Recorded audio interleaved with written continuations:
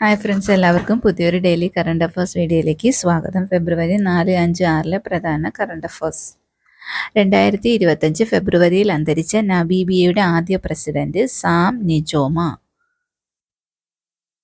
മണിപ്പൂർ മുഖ്യമന്ത്രി ബീരേൻ സിംഗ് രാജിവച്ചു.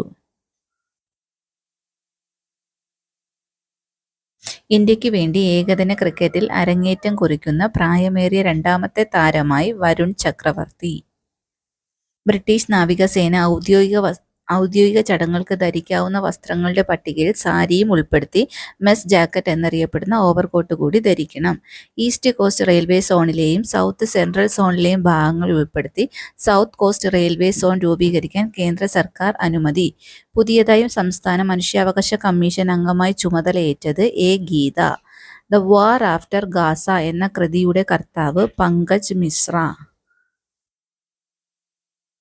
2025 ജനുവരിയിൽ അപൂർവ നാഡീരോഗമായ ഗില്ലൻ ബാരി സിൻഡ്രോം റിപ്പോർട്ട് ചെയ്ത സ്ഥലം മഹാരാഷ്ട്ര.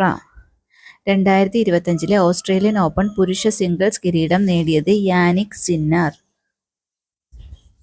ലോകത്തിലെ ഏറ്റവും വലിയ ഡേറ്റാ സെന്റർ നിലവിൽ വരുന്ന സ്ഥലം ജാംനഗർ. വൈകാൻസി ടാറ്റ സ്റ്റീൽ ചെസ്സിൽ പ്രഗ്യാനന്ദയ്ക്ക് കിരീടം. ലോക ചാമ്പ്യൻ ഗുഹേഷിനെയാണ് തോൽപ്പിച്ചത്. ദേശീയ ഗെയിംസ് ഫുട്ബോളിൽ 27 വർഷങ്ങൾക്ക് ശേഷം കേരളത്തിന് സ്വർണം. ഇതുപോലുള്ള ഡെയിലി കറണ്ട് അഫേഴ്സ് വീഡിയോകൾക്കായി ചാനൽ സബ്സ്ക്രൈബ് ചെയ്യുക. Please like, share and comment. Thank U.